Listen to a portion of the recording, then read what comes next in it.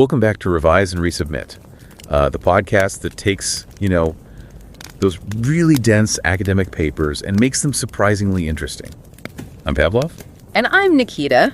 Have you ever paused to truly consider what's happening inside your brain when you reach for an AI like ChatGPT to help with a task? How does that compare to using, say, a traditional search engine, or even just relying on the knowledge stored, within your own mind? It's a really big question now, isn't it? Totally. We are living in an era of unprecedented instant information where answers are literally at our fingertips, but what might be the real, often unseen cost to our cognitive abilities, to how we think, learn, and even remember? It's a profound and increasingly relevant question. Information is more accessible than ever, but the very way our brains interact with these powerful digital tools is undergoing a pretty fundamental shift. A fundamental shift. Yeah, and as we'll explore today, the implications of these changes extend far beyond mere efficiency or convenience. They touch upon how we truly understand, remember, and even feel a sense of ownership over our own ideas. That's a powerful observation. When you say our interaction is fundamentally changing, what kind of shifts are we seeing at a high level? What's the biggest, maybe most surprising implication that first comes to your mind when you think about these new patterns? Well, one of the most immediate shifts is a subtle, but I think really significant offloading of cognitive functions. Our brains are incredibly efficient, right? Sure. And if a tool can handle a complex task for us, our neural pathways adapt. We're seeing evidence that some of the deep, effortful mental work that kind of really builds understanding and solidifies memory might be getting outsourced. Outsourced, wow. Yeah, leaving our internal cognitive systems perhaps less stimulated. It's a trade-off. Speed for depth, maybe. That truly resonates, and that's exactly the kind of deep dive we're embarking on today. We've taken a stack of groundbreaking new research, a truly comprehensive study, and we're breaking it down for you. Our goal is to extract the most important insights, uncover surprising facts, and spark those aha moments that give you a shortcut to being genuinely well-informed on this critical topic. Yeah, getting straight to the heart of it. Exactly. Our mission is to guide you through complex information, making it accessible, and helping you understand not just what the findings are, but why they matter to you in your daily life, in your learning journey, and as you navigate an increasingly AI-integrated future. And today's deep dive is based on a summary of a truly remarkable and frankly extensive academic article. This is a 206-page preprint that was recently published by the prestigious MIT Media Lab on the Archviz platform. 206 pages. Yeah, it's substantial. And this isn't just any paper. It's a rigorous, multifaceted investigation meticulously designed to understand how our brains respond to different information-seeking tools. Its breadth and depth are really quite exceptional, and it sets a new bar for this kind of research, I think. And the main corresponding author of this monumental work is Dr. Nataliya Kosmyna. She's a leading research scientist at MIT Media Lab's Fluid Interfaces group and also a visiting faculty researcher at Google. Dr. Kosmyna brings an incredible depth of expertise to this field, with over 15 years of experience in developing and designing end-to-end brain-computer interfaces, or BCIs. BCIs. She comes from a unique and rich background, spanning artificial intelligence, neuroscience, and human-computer interaction, and she's deeply passionate about the idea of creating a genuine partnership between AI and human intelligence, a true fusion, you might say, of machine capabilities with the nuances of the human brain. Her credentials really do speak for themselves. Dr. Kosmyna earned her PhD back in 2015, focusing specifically on non-invasive brain-computer interfaces in France. Okay. And much of her work has centered on consumer-grade BCI applications, really trying to make this cutting-edge technology accessible. She's a highly sought-after public speaker, the author of, a vast number of research papers, and a respected reviewer for numerous professional journals and conferences. And the collaborations are impressive, too. Oh, absolutely. Her collaborations read like a who's who of innovation teams from Boston Dynamics, Microsoft Research, NASA, Meta, you name it. And what's particularly impressive, I think, is that Dr. Kosmyna's solutions aren't just theoretical. They've been successfully deployed in real-world settings, in classrooms, in workspaces, in aerospace applications, and even in hospitals. That's really tested in the field. Exactly. These projects have been presented to the general public and rigorously tested by more than 15,000 people between 2015 and 2024. That really demonstrates their practical impact and, their robustness. Her recognition is equally impressive and clearly well-deserved. Dr. Kosmyna has won multiple awards for her pioneering work, notably the L'Oréal UNESCO Women in Science Award in 2016. She was also recognized as one of MIT Innovators Under 35's top 10 French talent in 2017. And since 2016, she's been deeply invested in developing these closed-loop systems that use real-time biofeedback to enhance and augment human performance, particularly focusing on improving attention and concentration. That focus on attention is so key right now. Absolutely. Her ongoing work at the MIT Media Lab involves designing and rigorously testing novel hardware solutions and new paradigms for various applications, like learning and even driving. Driving, interesting. And if you've heard about groundbreaking neuroscience or AI research in the media, chances are you've actually come across her work. It's been covered in over 100 TV appearances, radio broadcasts, news outlets globally, places like RTE, EM6 in Europe, the Boston Globe, The Economist, MIT Tech Review. So her work gets out there, and the core message that emerges from this extensive 206-page article is, I find, both profound and deeply affirming. It reminds us that fundamental human qualities like wisdom, empathy, and truly deep human understanding aren't processes that can be simply optimized or, automated by algorithms. Right, you can't just code empathy. Exactly. Yes. Instead, the paper really posits that they are lived experiences. They are dynamic processes, continuously shaped and refined through active engagement, critical thinking, and genuine human interaction, rather than static products that can be instantly generated. That's a crucial distinction. So what does this all mean for you, our listener, especially if you're someone perhaps new to academic research, maybe just about to embark on your own research journey? Yeah, this is a great example. It really is. This deep dive is specifically tailored for you because this paper stands as an incredible example of how groundbreaking studies are meticulously designed, rigorously executed, and thoughtfully analyzed to yield new knowledge. It's really a masterclass in research methodology. So whether or not you subscribe to this deep dive, we sincerely urge you to make time to read this thoughtfully crafted original article yourself. It's a preprint, freely available. The link is right there, prominently featured in our show notes. It's a resource that truly warrants your attention for its depth and insight. Definitely worth the read. Right, with the stage set, let's get into the specifics of this remarkable study. First, we really need to understand how they conducted this research because appreciating their meticulous methodology is key to fully grasping the power of their insights. Exactly. This study wasn't just exploring a casual question. It set out to answer some truly fundamental questions about our interaction with these powerful digital tools. They meticulously designed their experiment around 4 core inquiries. First, they wanted to know, do participants write significantly different essays when using large language models or LLMs like ChatGPT compared to traditional search engines, or simply relying on their own internal brain power? This looks at the tangible output, the actual essays. Makes sense. What was the second question? Second, they asked, how does participants' brain activity actually differ across these 3 distinct conditions? This is where the real-time electroencephalogram, or EEG data, provides that unprecedented window into the neural processes at play. Ah, the brain waves. Exactly, allowing us to see what the brain is doing moment to moment.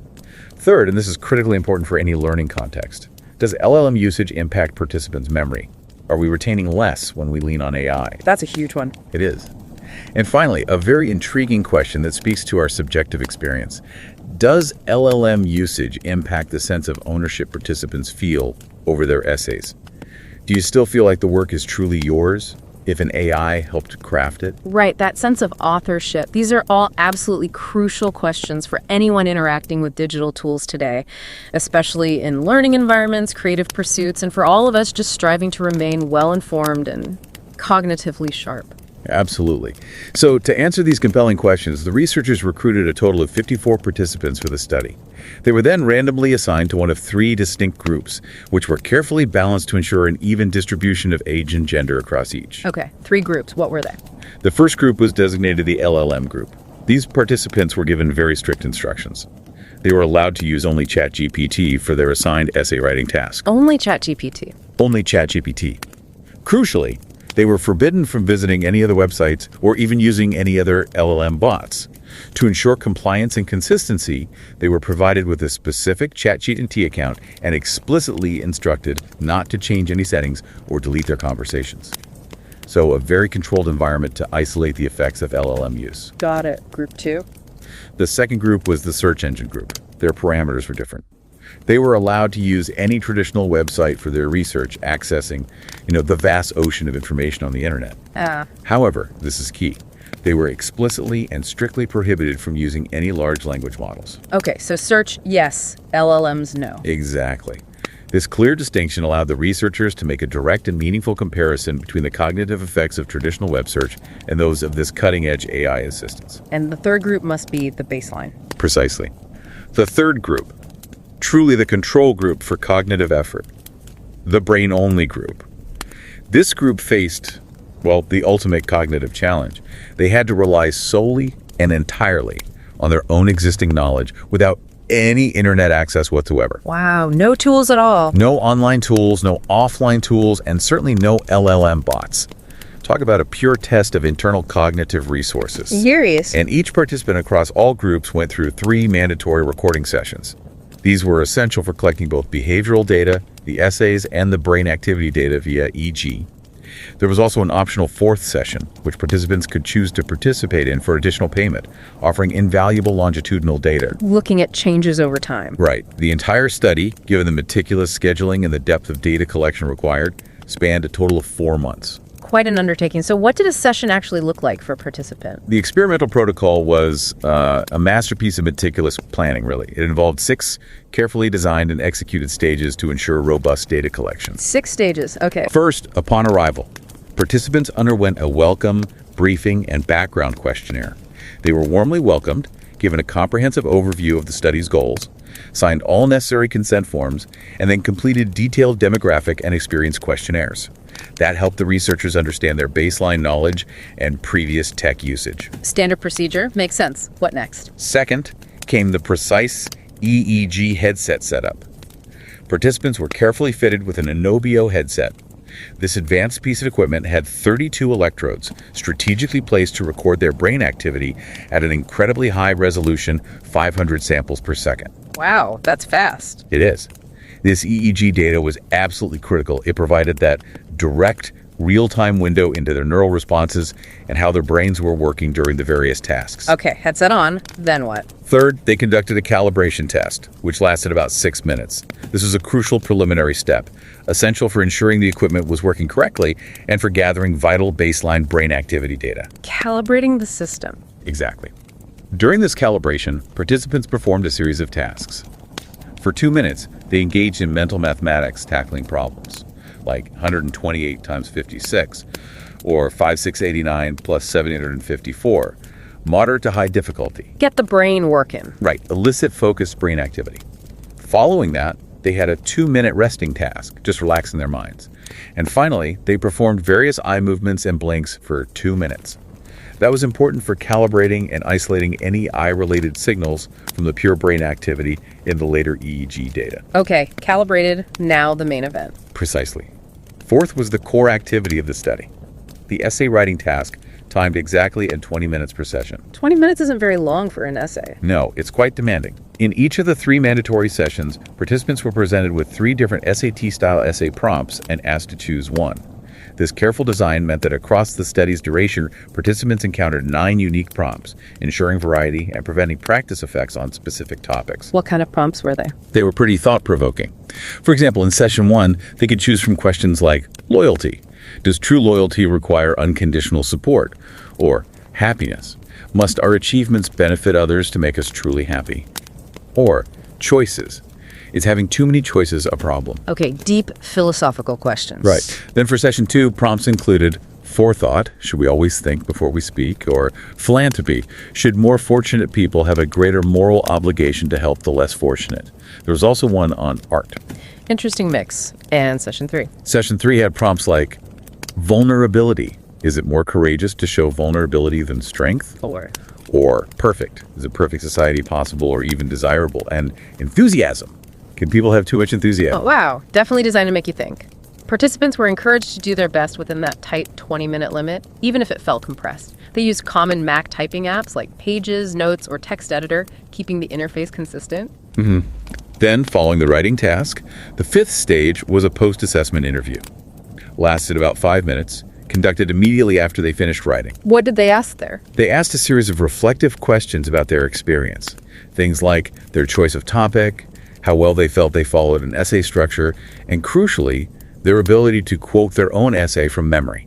Ah, the memory test. Exactly, along with summarizing their main points. For the LLM and search groups, they were specifically asked about how they used their tool and, significantly, how much of the essay they felt truly belonged to them. The ownership question again? Right. And for LLM users, there was an extra probe. If they copied content, was it direct copy-paste, or did they actively edit and refine it? Good detail. And the final stage? The sixth and concluding stage was debriefing, cleanup, and meticulous data storage. Participants were thoroughly debriefed, reminded of future sessions, offered amenities.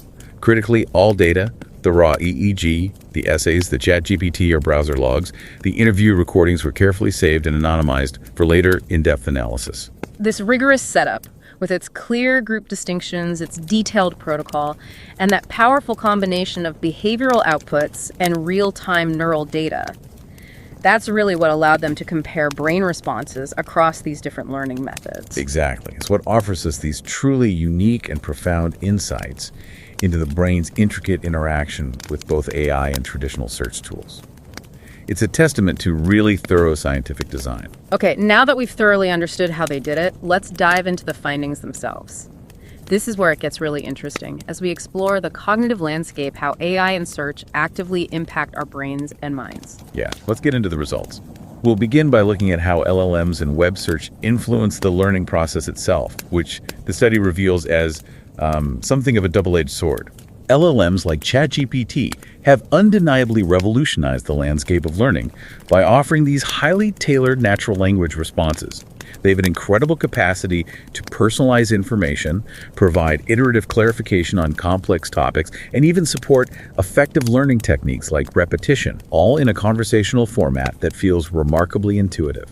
And that sounds amazing, incredibly beneficial. But you said double-edged sword. So this raises an important question. What are the potential downsides to this convenience? Well, one significant concern is that the crucial link between LLM-generated information and its original sources is often obscured or, frankly, completely lost. Right, where did this answer come from? Exactly. Yeah. This can and does lead to potential inaccuracies and biases being propagated without easy verification. Even when LLMs try to provide citations, the phenomenon of hallucinated references, where the AI basically invents non-existent sources, remains a real and persistent challenge. It really undermines trust in academic rigor. That's a big problem. And what's also deeply concerning is the potential for something researchers are calling superficial engagement and even cognitive atrophy. Cognitive atrophy? That sounds serious. It is. The instant gratification of getting immediate answers can, paradoxically, encourage a passive consumption of information. This passivity can hinder the very processes necessary for deep understanding, critical evaluation, and forming robust, long-term memories. So easier answers, maybe less actual learning. Potentially. In educational settings, this is particularly worrisome, as it could even decrease decision-making skills and, as the study points out, foster a kind of laziness in digging deeper. It's not just about critical thinking either, is it? What about motivation? Good point. By streamlining and simplifying complex problem solving, LLMs might inadvertently prevent users from engaging in that independent research, which is such a vital part of true learning and discovery. This could potentially decrease their intrinsic motivation to genuinely explore and deeply understand a topic on their own. And the social aspect. Learning isn't always solitary. True. These tools, while powerful individually, can reduce human-to-human interaction, which is absolutely crucial, not only for collaborative learning, but also for solidifying memory and developing nuanced perspectives through discussion and debate. Plus, there's the self-efficacy angle you mentioned earlier. Right. Research consistently shows that students with low self-efficacy, that's their belief in their own ability to succeed academically, are often more prone to rely heavily on AI. They tend to prioritize immediate solutions delivered by the tool over the effortful process of developing and honing their own skills. So the ones who might need the practice most are potentially getting less of it. That's the concern, yeah. It can perpetuate a cycle of dependence. Okay, let's pivot then to traditional web search and learning. For many of us, this is still the primary way we navigate the information ocean. Absolutely. Most people rely heavily on the internet for everything from important decisions to just everyday learning. But it's not always easy, is it? No, effective web searching demands a sophisticated set of skills. You need some domain knowledge to even ask the right questions, strong self-regulation to stay focused and avoid rabbit holes, and strategic behaviors to sift through results efficiently. Right. Without these, the non-linear, often overwhelming nature of the web can lead to cognitive overload, especially if you don't have much prior knowledge. It's like trying to find a specific grain of sand on an endless beach without a map. That's a great analogy. And the search as learning, or SAL framework, emphasizes this, right? That search isn't passive. Exactly. ASOL highlights that web search is an active process of knowledge construction. It demands iterative query formulation, refining your questions as you go, critically evaluating sources, and then synthesizing diverse information into a coherent understanding. It turns a simple lookup into a dynamic learning process. And this relates back to the Google effect. Precisely. The Google effect shows that simply expecting to access information later via search can significantly diminish your actual recall of the information itself. So you remember where to find it, not what it is. Pretty much. It's like your brain calculates, why store this internally when I know the path to retrieve it externally? It suggests a reliance on external memory systems and potentially less effort to internalize knowledge. So given all this, it's clear we're talking about significant cognitive costs and investments depending on the tool. This study uses cognitive load theory to unpack that, right? Yes, cognitive load theory is a really useful framework here. It helps us understand the total mental effort involved in learning. Essentially, it breaks down cognitive load into three main types. Okay, what are... First, there's extraneous cognitive load, or ECL. Think of this as unnecessary mental effort, the noise, like confusing web design or distracting ads. Got it. Second, intrinsic cognitive load, or ICL. This is the inherent difficulty of the material itself, a complex topic, or trying to grasp something without enough background knowledge. The task difficulty itself. Right. And finally, germane cognitive load, or GCO. This is the productive mental effort, the work that directly contributes to deep learning and building those mental schemas, like synthesizing information from different places. So germane load is the good kind of effort. Exactly. The theory basically states that high extraneous and intrinsic load impair learning, while germane load enhances it. Okay, so how does this apply to LLM use? What kind of load are we talking about there? Well, LLMs unequivocally and significantly reduce immediate cognitive load. That's why they feel so easy and efficient. They streamline information retrieval, eliminating the need to sift, filter, and synthesize tasks that normally demand considerable mental effort. They essentially hand you a pre-digested answer. Less effort required upfront. Much less. However, this convenience, this reduction in immediate mental effort might lead to that cognitive atrophy or metacognitive laziness we talked about. Right. Where critical thinking capabilities potentially diminish over time as users offload more cognitive responsibilities to the AI. In education, that's a huge concern. It shifts the whole dynamic from active seeking to passive consumption. Precisely. And that shift can have profound, lasting implications for how future generations process, evaluate, and critically engage with information. It changes the very habit of inquiry. Okay, what about engagement during web searches? How does that compare? Engagement meaning our investment in the task. Yeah, your degree of investment-focused attention, emotional involvement, persistence. It usually starts with an initial spark of interest, maybe driven by intuitive design or appealing features, and then ideally moves to sustained interaction. That's influenced by task complexity and the feedback you get. And what keeps us engaged during a search? What's fascinating here is that novel content and dynamic system feedback, visual cues, sounds, progress bars are crucial for sustaining engagement. They help reduce uncertainty, provide guidance. Users look for new, relevant stuff, but there's a balance. Too much unstructured variety can actually cause confusion and disengagement. Novelty, but organized novelty. Kind of, yeah. Helpful novelty. How about engagement during LLM use then? Do they foster that same sustained engagement? Initially, they can definitely increase engagement by providing those personalized, contextualized responses, like having a tutor who gets you instantly. Right. Researchers have even explored multi-role LLMs like instructor bots or emotional supporter bots. And these can enhance motivation by tapping into our needs for competence, autonomy, relatedness that can boost interaction frequency and the quality of inquiries. But is it sustainable engagement? That's the key question. The study points out that the sustainability of deep engagement through LLMs can be inconsistent. While they're great for immediate, short-term engagement, quick answers, they often lead to a lack of deep cognitive engagement over the long haul. So lots of interaction, but maybe less deep thinking. That's the concern. It might result in less sophisticated reasoning, a shallower grasp of complex concepts, and weaker argumentation compared to traditional methods that actively foster higher-order thinking, critical analysis, synthesis, integrating complex ideas. The ease might mask a deficit in deep processing. This is really where the study reveals its most captivating insights, isn't it? Giving us direct neural evidence of what actually happens inside our brains. The EEG data, that window into cognitive processes. Let's delve into what they saw, comparing the LLM group with the brain-only group first. Okay, so looking at the alpha band connectivity first. These are brainwaves around 8 to 12 cycles per second, often linked to internal focus, memory retrieval, creative idea generation. Alpha waves. Got it. Here, the brain-only group showed significantly stronger and more extensive semantic processing networks. Their brains were actively searching for, connecting, and elaborating on concepts from their own internal knowledge base. They also showed more robust information flow from the back of the brain to the front visual spatial processing to executive function. Stronger networks, more internal connections firing. Exactly. And in stark terms, the brain-only group displayed a much higher total number of significant neural connections, 79, compared to just 42 for the LLM group. Wow, nearly double. So the critical takeaway is Significant.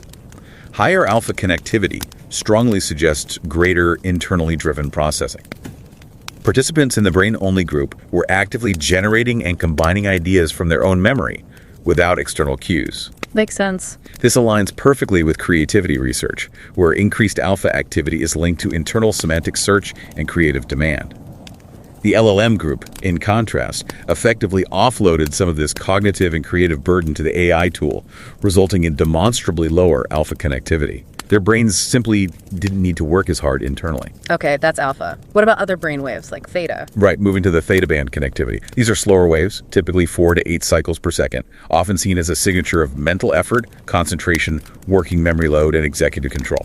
Theta means the brain is working hard. Generally, yes. And here, the brain-only group displayed significantly stronger theta connectivity patterns, especially from frontal regions to posterior regions, and also elevated activity between the two frontal hemispheres. Their frontal cortex, the brain's command center, acted as a central hub, actively driving other regions. And the LLM group? Crucially, the LLM group showed no theta connection that was stronger than those seen in the brain-only group. None at all. That's striking. It is. The much higher theta connectivity in the brain-only group strongly suggests they bore a substantially greater cognitive load. Their brains were actively coordinating multiple complex components in real time, juggling ideas, formulating language, maintaining attention. Whereas the LLM group? Their consistently lower theta connectivity is entirely consistent with the reduced working memory burden. The LLM provided external scaffolding, lessening the need for that intense internal juggling and cognitive orchestration. The AI was doing some of the heavy lifting. So if we summarize the overall brain activity profiles comparing LLM-assisted versus brain-only.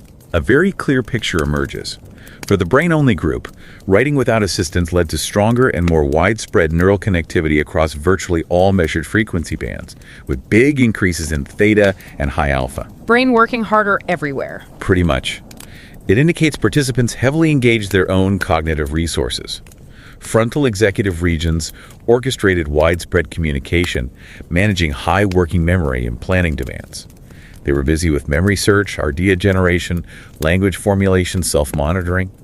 Information flowed more bottom-up, with sensory regions feeding ideas to the frontal system. It's characteristic of a high mental workload state. And the LLM-assisted group? In stark contrast, they elicited a generally lower connectivity profile across the board.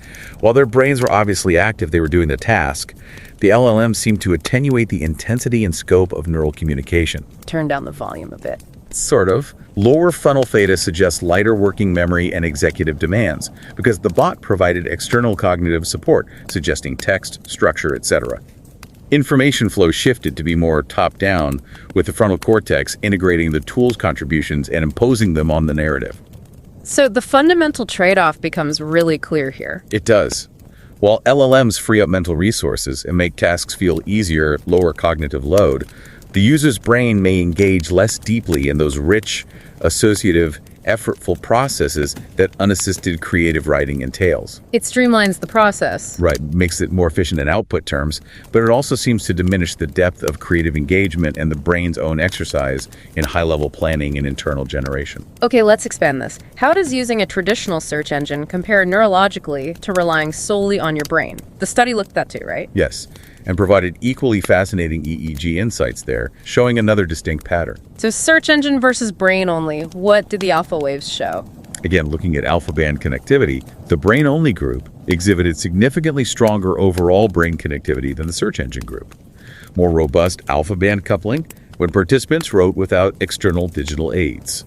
Specifically, the brain-only group showed greater outgoing influences from posterior regions, occipital, temporal lobes involved in visual processing and semantic memory, and stronger incoming influences to the right frontal cortex, suggesting intense internal processing. Okay, so the interpretation there. It suggests that writing without internet support required substantially greater internal attention and memory integration for the brain-only group. Their brains worked harder, synchronizing activity between frontal and posterior regions to internally retrieve knowledge, connect concepts, organize content from within. And the search engine group's lower alpha.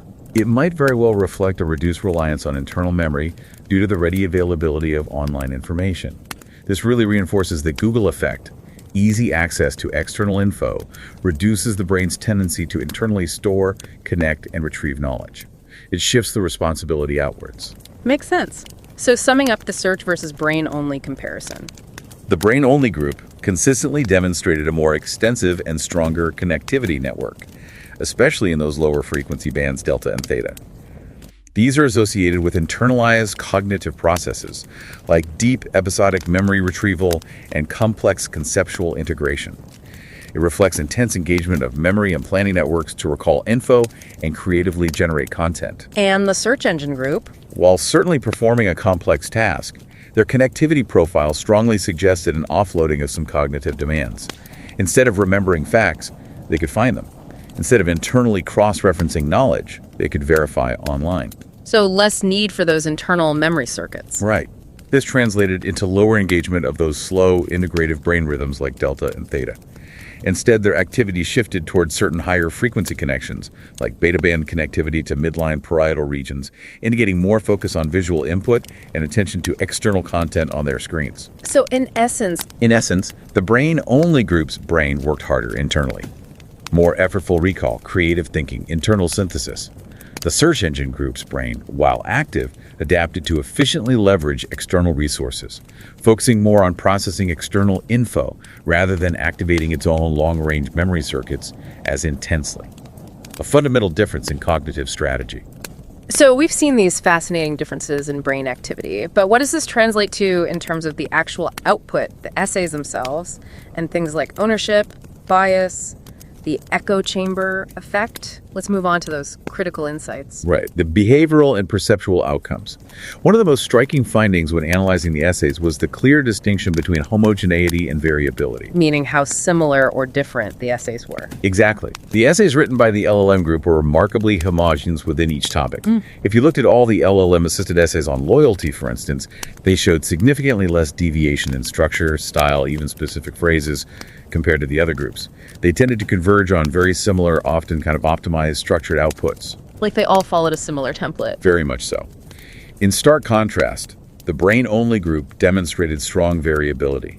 Their essays were diverse, reflecting individual thought processes, unique organizational structures, distinct personal voices. And the search engine group, somewhere in the middle. Sort of.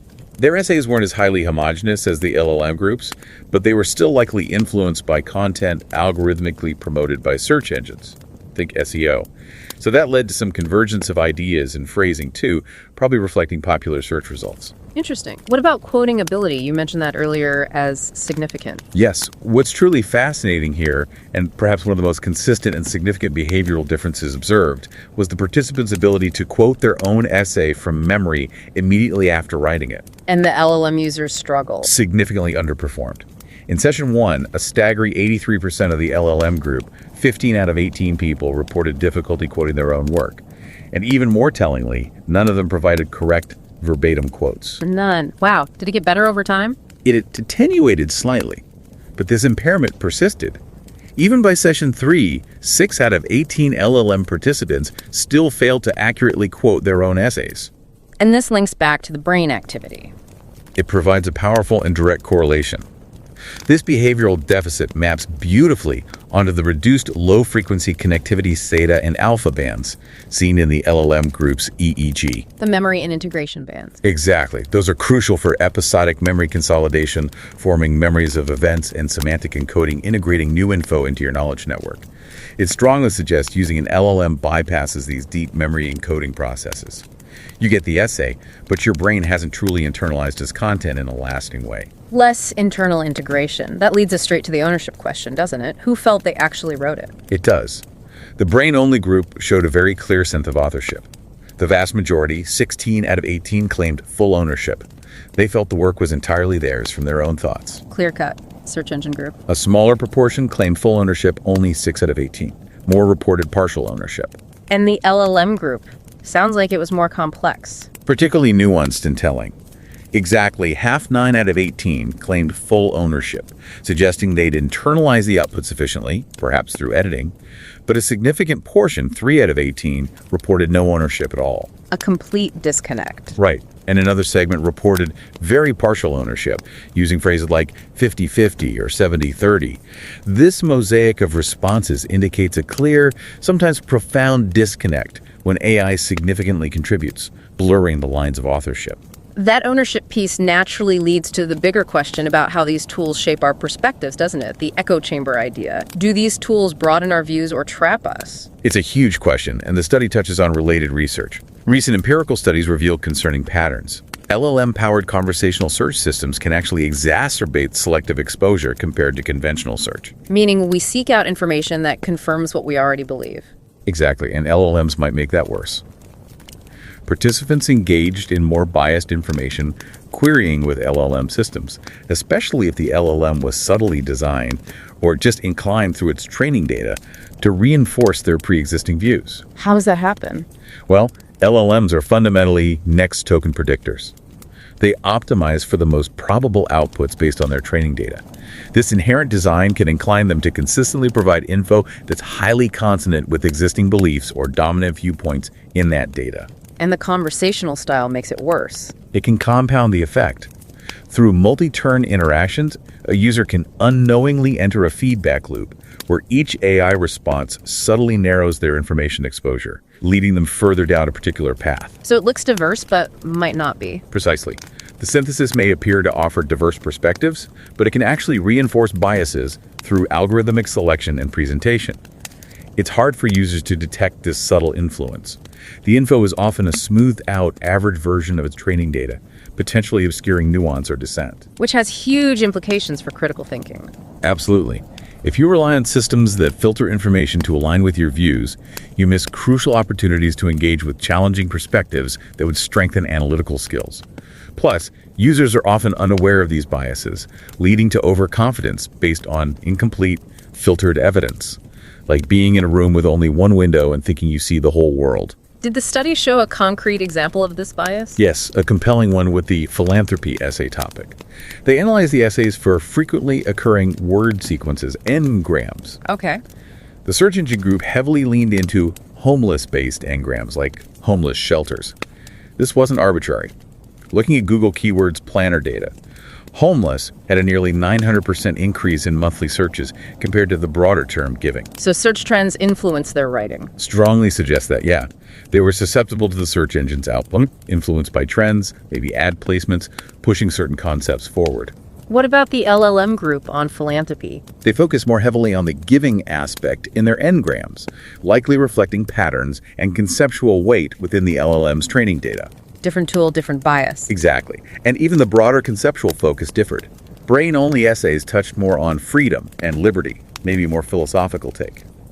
Meanwhile, both LLM and search groups focused more on justice.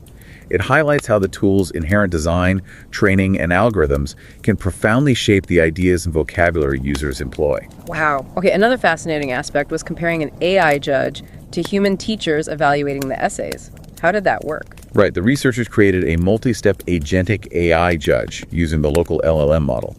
Then they compared its evaluations to those from 2 experienced human English teachers who were completely blinded that they didn't know which group wrote which essay or the study's goals. Ensuring unbiased human assessment, what was the key finding? Striking difference. The AI judge showed a statistical inclination to evaluate everything around a score of 4 on a 0-5 scale. Basically, good, but rarely excellent or poor. Kind of middling scores. Yeah. In stark contrast, the human teachers consistently assigned lower average scores, typically between 3 and 4, for metrics like uniqueness, accuracy, content quality, language, organization. Their assessment showed a broader range and a more discerning eye. Did the humans and AI ever strongly disagree? Oh, often. Human teachers frequently ranked essays as low as 1 or 2, where the AI judge had given a complacent 4. Why the discrepancy? The human teachers, from their day-to-day work, were already seeing AI-written essays and had developed a keen skepticism about originality and common structures.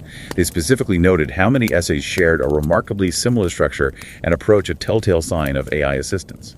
And the AI couldn't pick up on that subtlety. Not in the same way, but here's the truly human insight the AI missed.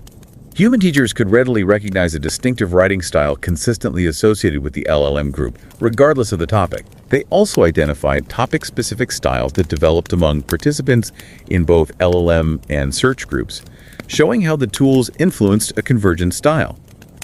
Even more impressively, they could pick up on consistent stylistic elements attributable to individual participants' unique work experience, a subtle personal signature. And the AI judge failed to make these nuanced attributions, even after extensive fine-tuning. It highlights that profound difference between algorithmic optimization and genuine human understanding and discernment. What AI judges as good might not align with human evaluation of originality or voice. Exactly. It suggests that while AI can mimic and generate, true human understanding operates on a level of subtle nuance and contextual awareness machines aren't yet capable of replicating. So, after diving deep into the immediate impacts, what does all this mean for the long game? The study also looked at the longitudinal aspect, brain adaptation over time, broader implications. Right, that's crucial. They meticulously examined how brain connectivity evolved over the sessions, especially focusing on that optional session 4. Where they switched groups sometimes. Exactly. Some participants who used an LLM in sessions 1 to 3 then wrote brain only in session 4, or vice versa. This offered a powerful glimpse into the long-term cognitive impact and adaptability when tools are introduced or removed. And what did they find? Did practice help the brain-only group? Immensely. The power of practice and sustained cognitive effort really shone through for them. Their active learning over sessions 1 to 3 drove their brains to form stronger and more extensive neural networks across all frequency bands. Session 2 showed a peak in delta, theta, and alpha activity, all linked to deep cognitive engagement and learning. So their brains were genuinely getting stronger at the task. It strongly suggests their brains were actively exercising and significantly improving neural connections for complex tasks like planning, language, attention. A clear learning effect from pure mental effort. What about those who used LLMs first and then switched to brain only in session 4, the LLM to brain group? In stark contrast, they did not show the same dramatic spike in brain connectivity when asked to write along in session 4. Their brains simply didn't exhibit the same intensity or scope of cognitive effort when the AI aid was suddenly removed. Like their brains hadn't had the same workout. It was as if their neural pathways had adapted to relying on the external scaffolding from the LLM, and those internal circuits weren't as robustly developed for independent performance. So the interpretation is Highly significant. Yeah. It suggests AI-assisted revisions might not stimulate the brain as much as tools-free revisions and deep self-correction. If you consistently bypass developing your own complex organizational strategies because the AI provides them, those brain circuits might not strengthen as much. Exactly. And the critical implication is that when that aid is removed, independent performance might significantly underperform. Was there behavioral evidence for this too? Yes, the Enneagram's analysis supported it. The LLM to brain group in session 4 reused specific phrases like before speaking that were actively used by the LLM group earlier, indicating reliance on previously seen AI-generated patterns. Human teachers also consistently scored these essays low on uniqueness. Further supporting that lack of originality. Right. This phenomenon aligns squarely with growing concerns that over-reliance on AI could potentially erode fundamental critical thinking and problem-solving skills. Users might become incredibly proficient with the tool, but not necessarily at the task independently. The brain adapts to how it's trained. Precisely. If AI performs high-level planning, structuring, synthesis, the brain naturally allocates fewer internal resources to those functions over time. As clearly seen in the moderated brain activity in session 4, for those who'd previously relied on AI, it's a classic case of, well, use it or lose it. Now, every truly groundbreaking study has limitations and points to future research. The authors were transparent about these, right? Incredibly so, which is a hallmark of good science. They note the study had a limited number of participants, mostly from a specific geographical area and academic institutions.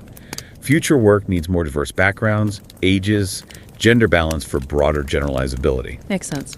What else? They also identified that their task structure didn't break down essay writing into finer subtasks, like idea generation, drafting, revising separately. Future studies could benefit from that granular approach for more nuanced insights into specific cognitive stages. And the brain measurements themselves. While the EEG analysis of connectivity was impressive, future work could examine spectral power changes more deeply. And using fMRI could provide more precise localization of brain activity, pinpointing exactly which structures are engaged. And generalizability is always a question. Right. These findings are context-dependent essay writing in an educational setting and may not generalize across all tasks or professional environments. What about longer-term effects? Critically, more extensive longitudinal research is desperately needed.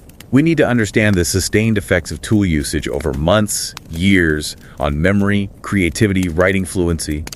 This study gives a powerful snapshot, but the cumulative impact is a huge open question. And they mentioned an AI contamination challenge. Sounds ominous. It's a huge looming challenge. As AI training data sets and the internet itself become increasingly contaminated with AI-generated content, there's a critical, urgent need to actively collect new human-only writing samples.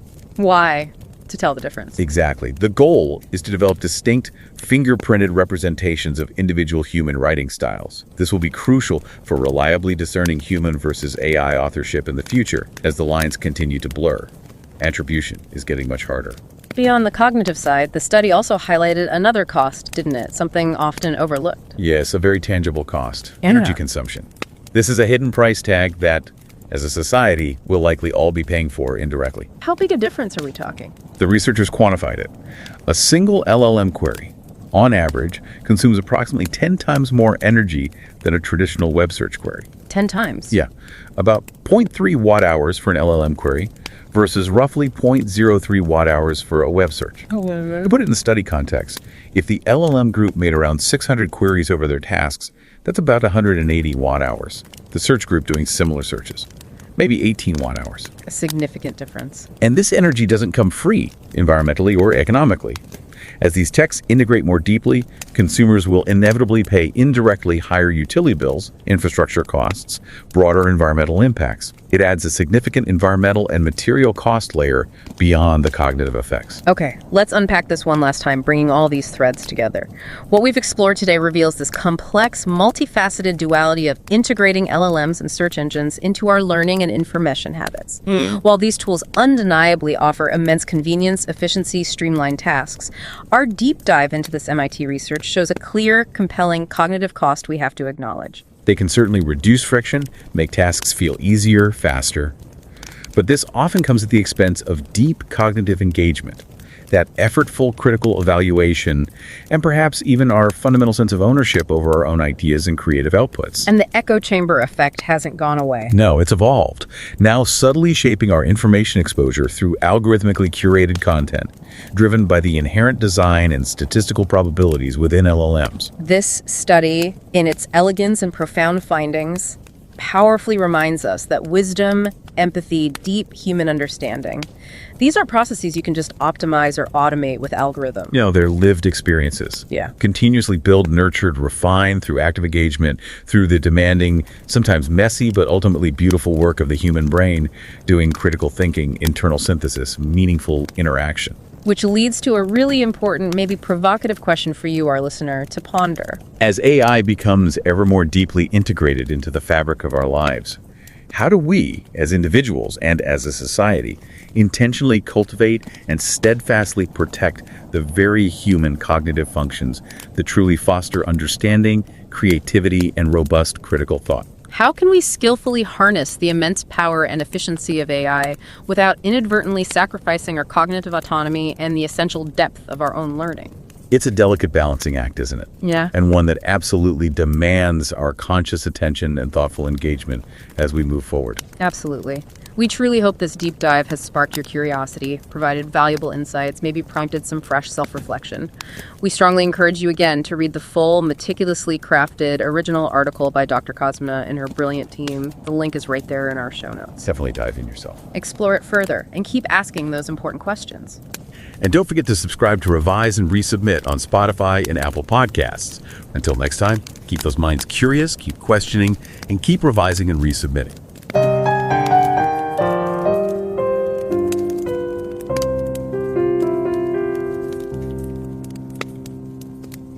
Revise and রিসাবমিটে স্বাগতম। আমি Pavlov. আর আমি নিকিতা। আজকে আমরা MIT media ল্যাবের একটা বেশ interesting প্রিপ্রিন্ট paper নিয়ে কথা বলবো। এটা আর্কাইভে পাওয়া যাচ্ছে, আর এর মূল ফোকাসটা হলো এই যে আমরা লেখার মতো কাজে লার্জ ল্যাঙ্গুয়েজ মডেল বা LLM ব্যবহার করছি, বা ধরুন সার্চ ইঞ্জিন ব্যবহার করছি, অথবা শুধু নিজের মাথা কাটাচ্ছি, এগুলোর মধ্যে আসলে পার্থক্যটা কোথায় দাঁড়াচ্ছে? হ্যাঁ, খুব সময় উপযোগী একটা প্রশ্ন। মানে বিশেষ করে স্মৃতিশক্তি বা ধরুন লেখার প্রতি যে নিজের একটা অনুভূতি থাকে, মানে ওনারশিপ, সেটার উপর কি প্রভাব পড়ছে? মস্তিষ্কের কাজ করার ধরনটাই বা বদলাচ্ছে কিনা? ঠিক, আর এই গবেষণার পিছনে মূল যিনি আছেন তিনি ডক্টর নাটালিয়া কসমিনা, তাই তো? MIT মিডিয়া ল্যাবের ফ্লুইড ইন্টারফেস গ্রুপে আছেন। হ্যাঁ, একদম। উনি রিসার্চ সায়েন্টিস্ট ওখানে, আবার গুগলের ভিজিটিং ফ্যাকাল্টি রিসার্চারও। আর ব্রেন কম্পিউটার ইন্টারফেস মানে BCI নিয়ে ওনার অভিজ্ঞতা তো প্রায় 15 বছরের। ওহ, দারুণ। এই সব কিছুর একটা মেলবন্ধন ঘটাতে চান। AI আর মানুষের বুদ্ধিমত্তার মধ্যে একটা পার্টনারশিপের মতো আর কি। ইন্টারেস্টিং। তো এই যে বিশাল একটা কাজ, 206 পাতার একটা পেপার, এটার মূল নির্যাসটা কি? বিশেষ করে যারা হয়তো সবে গবেষণা শুরু করছেন, তাদের জন্য সহজে বুঝতে গেলে কি দাঁড়ায়? দেখুন, একটা বড় কনসেপ্ট যেটা উঠে আসছে সেটা হলো কগনিটিভ অফলোডিং। মানে আমরা যখন ধরুন LLM ব্যবহার করছি, তখন মনে হচ্ছে যেন কাজটা সহজ হয়ে গেল, মাথার ওপর চাপ কমলো। হ্যাঁ, সেটা তো হয়, মানে খাটনিটা কম লাগছে। ঠিক, কিন্তু এর একটা অন্য দিকও আছে, মানে একটা সম্ভাব্য সমস্যাও আছে। সমস্যা? কি রকম সমস্যা? মানে এই যে আমরা মেশিনের উপর ছেড়ে দিচ্ছি কিছু কাজ। হ্যাঁ, এই যে অফলোডিং, মানে চিন্তার ভারটা যে কমিয়ে দিচ্ছি, গবেষণা ইঙ্গিত দিচ্ছে যে এটা হয়তো আমাদের গভীর বিশ্লেষণ করার ক্ষমতা বা ধরুন ক্রিটিক্যাল থিঙ্কিং, সেটাকে একটু হলেও কমিয়ে দিতে পারে। আচ্ছা, মানে শর্টকাট নিতে গিয়ে আসল জিনিসটাই শিখছি না, এমন কিছু? অনেকটা সেরকম, মানে ভাবনার যে গভীরতা, সেটা হয়তো তৈরি হচ্ছে না। এটা তো বেশ ভাবনার বিষয়। আচ্ছা, এর সপক্ষে কোনো ডেটা বা কিছু আছে পেপারটায়? মানে কোনো পরীক্ষা নিরীক্ষা? হ্যাঁ, অবশ্যই। একটা খুব ইন্টারেস্টিং পর্যবেক্ষণ হলো প্রবন্ধ থেকে উদ্ধৃতি দেওয়ার ক্ষমতা নিয়ে। মানে পরীক্ষায় অংশগ্রহণকারীদের প্রবন্ধ লিখতে বলা হয়েছিল বিভিন্ন টুল ব্যবহার করে। আচ্ছা। তো দেখা গেছে যারা LLM ব্যবহার করে লিখেছেন, তারা পরে যখন নিজেদের লেখা থেকে কোনো অংশ মনে করে বলতে বা কোট করতে গেছেন, তখন বেশ সমস্যায় পড়েছেন। অন্যদের তুলনায় যারা সার্চ ইঞ্জিন বা শুধু নিজের স্মৃতি ব্যবহার করেছে তাদের চেয়ে বেশি? হ্যাঁ, তাদের তুলনায় উল্লেখযোগ্যভাবে বেশি সমস্যায় পড়েছেন। স্ট্যাটিস্টিক্যালি এটা খুব সিগনিফিক্যান্ট একটা ফাইন্ডিং। মানে পি ভ্যালুটা খুবই কম, 0.001। তার মানে এটা শুধু ঘটনাচক্রে ঘটে যাওয়ার সম্ভাবনা প্রায় নেই। আর মানে তথ্যটা ব্যবহার করা হলো ঠিকই, কিন্তু সেটা মাথার মধ্যে ঠিকমতো ঢোকেনি বা গেঁথে বসেনি, গভীর উপলব্ধিটা আসেনি। বেজাক্ত হওয়ার সম্ভাবনা প্রবল। একদিকে যেমন LLM হয়তো লেখার কাঠামো বা তথ্য দিয়ে সাহায্য করছে, কিন্তু অন্যদিকে লেখার প্রতি লেখকের যে একটা নিজস্বতা, একটা মালিকানার অনুভূতি, সেটা হয়তো কমে যাচ্ছে। এটা কি অনেকটা সেই গুগল এফেক্টের মতো? মানে তথ্যটা মনে না রেখে কোথায় পাবো সেটা মনে রাখা। হ্যাঁ, অনেকটা সেরকমই। LLM এর ক্ষেত্রেও হয়তো আমরা টুলটা ব্যবহারে খুব দক্ষ হয়ে উঠছি, কিন্তু মূল কাজটা নিজে করার ক্ষমতা বা সেটার সাথে যে গভীর বোঝাপড়াটা জড়িত, সেটা হয়তো কিছুটা হারিয়ে ফেলছি। তাহলে আসল কথাটা কি দাঁড়াচ্ছে? টেকনোলজির সাহায্য নেওয়া ভালো, কিন্তু পুরো নির্ভরশীল হয়ে পড়াটা, সেখানে একটা বিপদ লুকিয়ে আছে। একদম। আর এখানে এই পেপারটার একটা খুব গুরুত্বপূর্ণ বার্তা আছে। ওরা বলছে প্রজ্ঞা, সহানুভূতি, মানুষের একে অপরকে বোঝা, এই জিনিসগুলো তো অপটিমাইজ করার জিনিস নয়, এগুলো অভিজ্ঞতা থেকে আসে, জীবনযাপনের মধ্যে দিয়ে তৈরি হয়। বাহ, খুব সুন্দর করে বললেন। প্রজ্ঞা অপটিমাইজ করার বিষয় নয়, অভিজ্ঞতালব্ধ। হ্যাঁ, টেকনোলজি আমাদের অনেক সাহায্য করতে পারে, কিন্তু এই মানবিক দিকগুলো অর্জন করতে হয় জীবন দিয়ে, অভিজ্ঞতার মাধ্যমে। খুব সত্যি কথা, এটা নিয়ে আরও ভাবা দরকার। অবশ্যই। আর সেই জন্যেই আমরা সবাইকে, বিশেষ করে যারা নতুন গবেষণা করছেন বা জ্ঞান অর্জনে আগ্রহী, তাদের অনুরোধ করব এমআইটি মিডিয়া ল্যাবের এই অসাধারণ মূল পেপারটা সময় করে একবার পড়তে। প্রিপ্রিন্টটা আর্কাইভে আছে, আর লিঙ্ক তো শো নোটসে দেওয়াই থাকবে। 206 পাতা শুনে ভয় পাওয়ার কিছু নেই, কিন্তু এর মূল ভাবনাগুলো বোঝাটা খুব জরুরি। একদম। আচ্ছা, শেষ করার আগে একটা প্রশ্ন আসছে মনে। এই যে আমরা ক্রমশ এই ধরনের টুলগুলোর উপর এত বেশি নির্ভরশীল হয়ে পড়ছি, এটা কি শুধু আমাদের শেখার পদ্ধতি বা স্মৃতিশক্তির উপরই প্রভাব ফেলবে, নাকি ভবিষ্যতে আমরা জ্ঞান বা উপলব্ধির ক্ষেত্রে কোন জিনিসগুলোকে মূল্য দেব সেই জায়গাগুলো বদলে যেতে পারে? এটা একটা $1,000,000 প্রশ্ন, আসলে খুব জরুরি একটা দিক। মানে প্রযুক্তি ব্যবহারের সাথে সাথে আমাদের মূল্যবোধগুলো কি পাল্টে যাবে, বা গেলেও সেটা কিভাবে হবে? আমার মনে হয় এটা নিয়েই আগামী দিনের গবেষকদের আরও অনেক গভীর অনুসন্ধান করতে হবে। এটা একটা বিরাট আলোচনার ক্ষেত্র খুলে দিচ্ছে।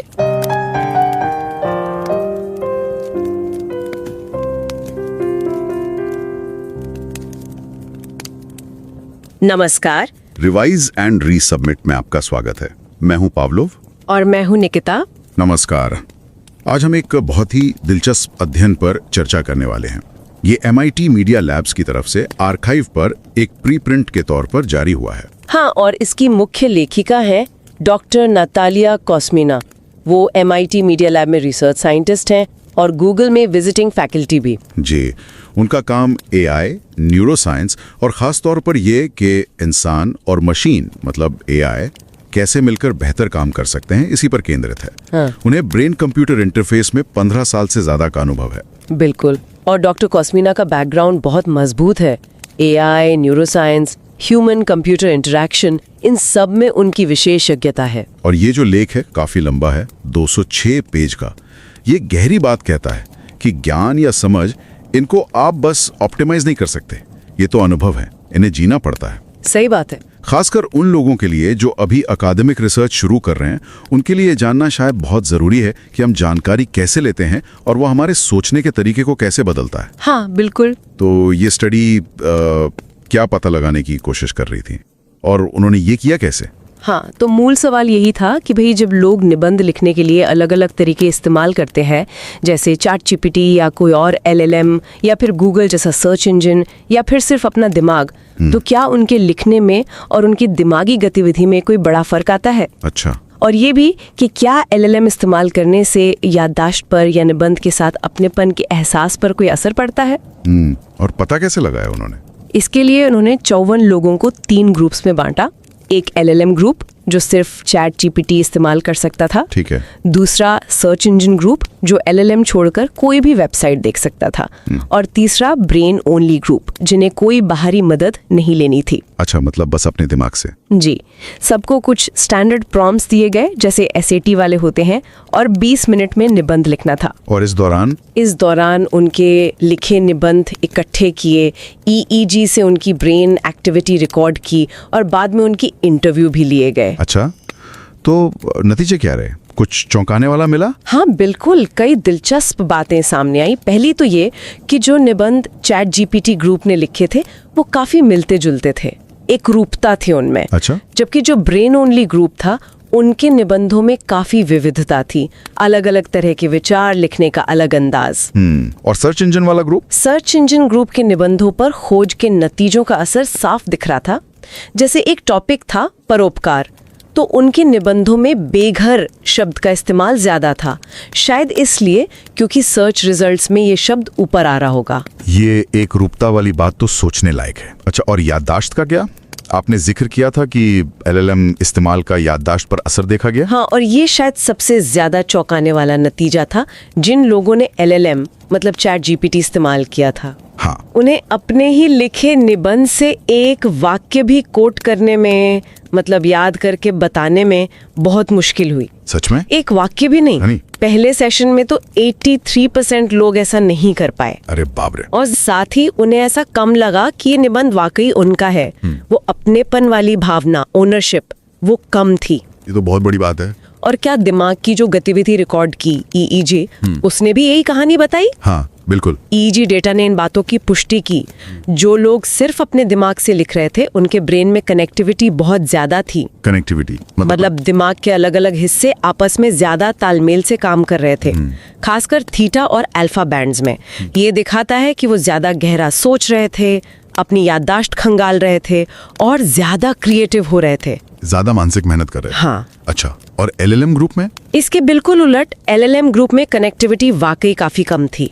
ऐसा लग रहा था जैसे दिमाग ने सोचने का काफी काम उस टूल पर, ChatGPT पर डाल दिया हो। जिसे कॉग्निटिव ऑफलोडिंग कहते हैं। बिल्कुल, कॉग्निटिव ऑफलोडिंग। और सर्च इंजन वाला ग्रुप इन दोनों के बीच में था। उनमें कुछ पैटर्न ऐसे थे जो दिखाते थे कि वो बाहरी जानकारी पर निर्भर कर रहे हैं, जिसे कभी कभी गूगल इफेक्ट भी कहते हैं। तो अगर हम इसे वापस उस शुरुआती विचार से जोड़ें कि ज्ञान और समझ जिए जाते हैं, ऑप्टिमाइज नहीं किए जाते, तो इन नतीजों का क्या मतलब निकलता है, खासकर उन नए रिसर्चर्स के लिए? मतलब ये है कि ये जो डिजिटल टूल्स हैं, ये हमारे सोचने और सीखने के तरीके को बदल रहे हैं। इसमें कोई शक नहीं कि LLMs बहुत सुविधा देते हैं। हाँ वो तो है। लेकिन उन पर बहुत ज्यादा निर्भर हो जाने से हमारी क्रिटिकल थिंकिंग, हमारी गहरी समझ और शायद हमारी याद रखने की क्षमता भी कम हो सकती है। स्टडी यही बताती है कि बिना मदद के लिखना भले ही ज्यादा मेहनत का काम लगे, पर वो हमारे दिमाग की उन जरूरी प्रक्रियाओं को जगाता है जो असली सीखने और नए विचार पैदा करने के लिए चाहिए। ये सिर्फ जानकारी ढूंढना नहीं है, बल्कि उसे अपनाना भी है। सही कहा। और एक और दिलचस्प बात पता चली। क्या? जो इंसान चेक करने वाले थे, मतलब ह्यूमन इवैल्यूएटर्स, वो अक्सर पहचान लेते थे कि कौन सा निबंध AI ने लिखा है। उसमें एक खास किस्म की AI वाली शैली दिखती थी। अच्छा। हाँ, और मजे की बात यह है कि जो AI डिटेक्टर सॉफ्टवेयर थे, जिन्हें इसी काम के लिए ट्रेन किया गया था, वो इसे उतनी सटीकता से नहीं पकड़ पाए। वाह, ये तो मानवीय परख की बात हुई। बिल्कुल। तो ऐसा लगता है कि इन शक्तिशाली उपकरणों की जो सुविधा है, उसकी शायद हमें एक संज्ञानात्मक कीमत चुकानी पड़ रही है। हाँ, ये एक बहुत अहम सवाल खड़ा करता है। जैसे जैसे हम सुविधा के लिए चीजों को ऑप्टिमाइज करते जा रहे हैं, कहीं हम अनजाने में समझ के उस जीवित अनुभव को ही तो कम नहीं कर रहे हैं, जिसका जिक्र डॉक्टर कोस्मीना के काम में है। ये टूल सिर्फ ये नहीं बदल रहे कि हम जानकारी कैसे खोजते हैं, बल्कि ये भी तय कर रहे हैं कि हम किस तरह के विचारक बन रहे हैं। मीडिया लैब का वो मूल प्रीप्रिंट जरूर पढ़ने को कहेंगे। हाँ बिल्कुल, उसे पढ़ना चाहिए। लिंक आपको शो नोट्स में मिल जाएगा, जरूर देखिएगा।